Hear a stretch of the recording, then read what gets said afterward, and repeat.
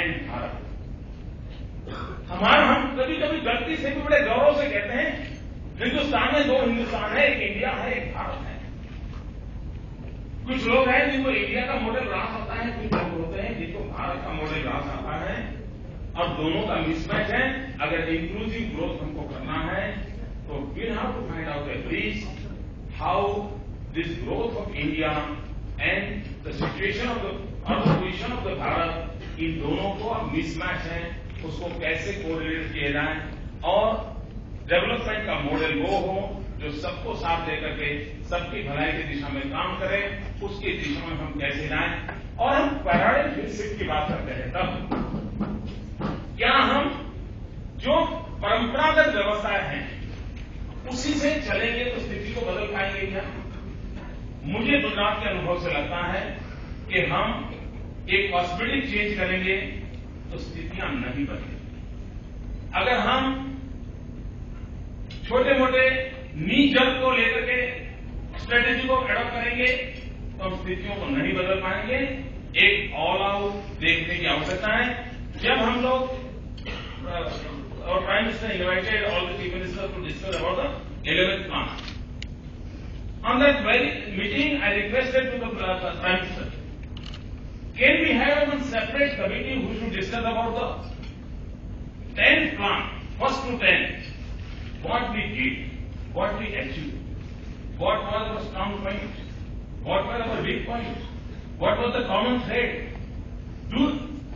अगर हम हमारे 10 प्लान पूरे हो चुके हैं, अगर उस 10 प्लान का इवैल्यूएशन नहीं करेंगे, उसकी अच्छाइयों को आगे नहीं ले जाएंगे, उसकी कमियों को दूर नहीं करेंगे और एक होलिस्टिक व्यू नहीं अपनाएंगे तो हम 11th प्लान में जो हमको अचीव करना है वो नहीं कर पाएंगे।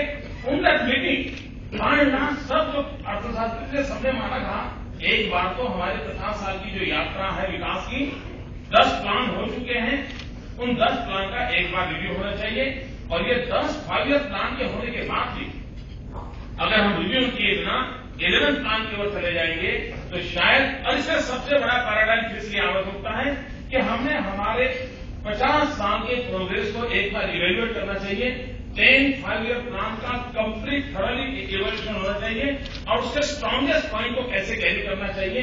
अंडर डेवलप्ड इलाके जो होंगे within the state also there are underdeveloped areas, उनको कैसे एड्रेस किया जाए। अगर इस बात की ओर हम ध्यान देते हैं तो शायद हम स्थिति को बदलने का एक निश्चित काम हाथ में ले सकते हैं।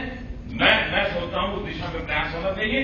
गुजरात इज द स्टेट, हमने एक कोलिंग कमेटी बनाई एंड भी गुजरात एक डेवलप स्टेट माना जाता है, एक अच्छा इकोनॉमिकल ग्रोथ है, अच्छा एग्रीकल्चर ग्रोथ है, अच्छा साइबर सेक्टर है, जुड़े एशिया के किसी देश को ना है। 10.4% का मेरा ग्रोथ रेट है, 11.4% के टारगेट से मैं आगे चल रहा हूं।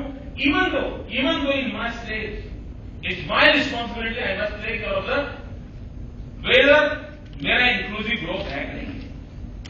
क्या मैं सार्वदेशी विकास कर रहा हूं, सर्वस्पर्शी विकास कर रहा हूं, सर्वहित में विकास कर रहा हूं।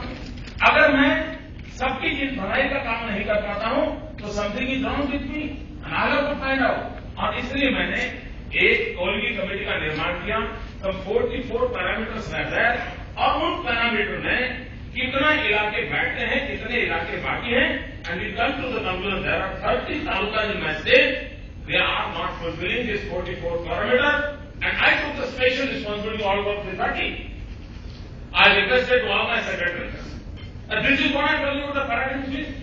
I requested to all my senior secretaries, are you going to work for one taluka? Of course, you are looking for the state.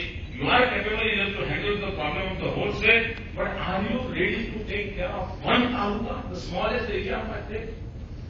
And you'll be happy to know there are 30 IAS officers, senior level secretarial officers. They offered their time. And now they are taking care of each taluka, each officer, and they are taking a special care of the taluka. And I'm sure within 3 years, there will be a level playing field for the development of these 30 talukas. For this inclusive growth, we require a paradigm shift and we require a special strategy, and this is what the reason Gujarat have done. The same